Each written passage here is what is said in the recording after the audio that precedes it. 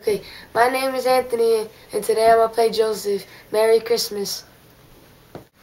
Okay. Hey, I'm Raina. Hey, I'm Amanda. And we just want to say Merry Christmas. Go ahead. Hi, my name's Donald.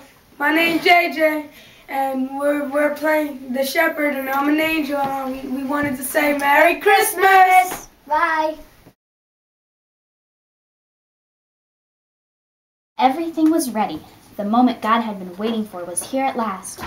God was coming to help his people, just as he promised in the beginning. But how would he come? What would he be like? What would he do?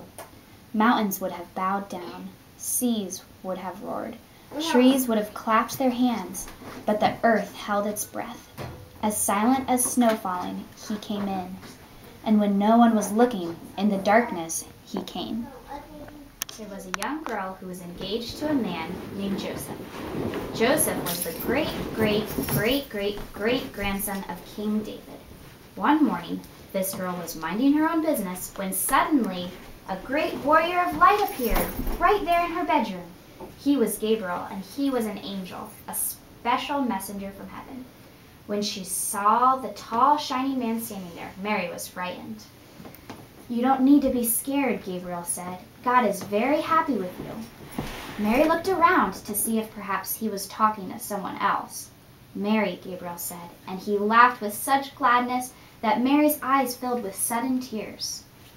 "Mary, you're going to have a baby, a little boy. You will call him Jesus. He is God's own son. He's the one. He's the rescuer. The God who flung planets into space and kept them whirling around and around. The God who made the universe with just a word.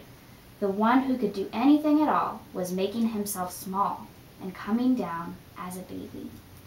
Wait, God was sending a baby to rescue the world? "But it's too wonderful," Mary said, and felt her heart beating hard. "How can it be true?" "Is anything too wonderful for God?" Gabriel said. So Mary trusted God more than what her eyes could see, and she believed. "I am God's servant," she said. "Whatever God says, I will do." Sure enough, it was just as the angel had said. 9 months later, Mary was almost ready to have her baby. Now, Mary and Joseph had to take a trip to Bethlehem, the town King David was from.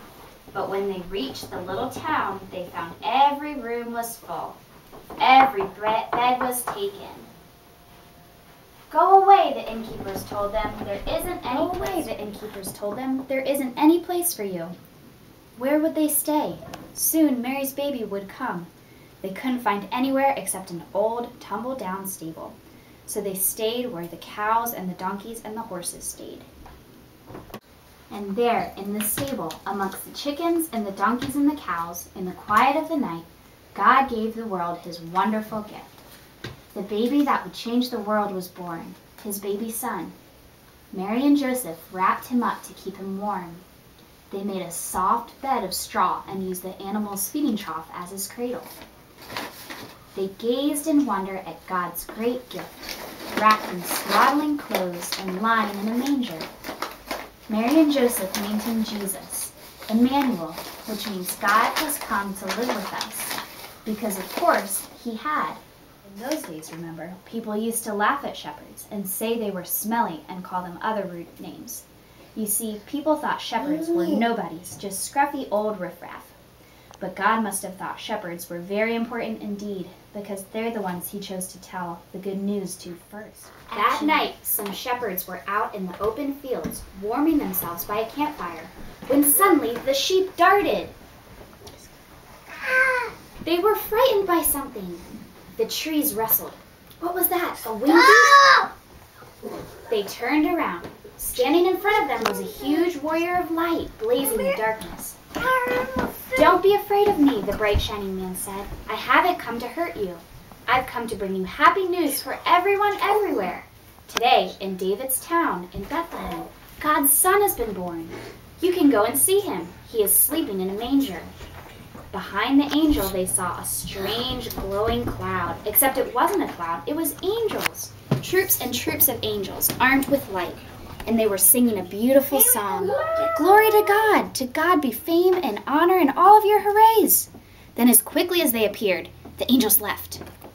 The shepherds stamped out their fire and raced down the grassy hill, through the gates of Bethlehem, down the narrow cobble streets, through a courtyard, down some steps, past an inn, round a corner, through a hedge, until at last they reached a tumble-down stable.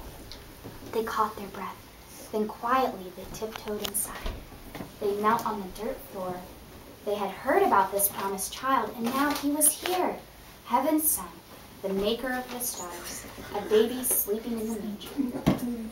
This baby would be like that bright star shining in the sky then, a light to light up the whole world, chasing away darkness, helping people to see.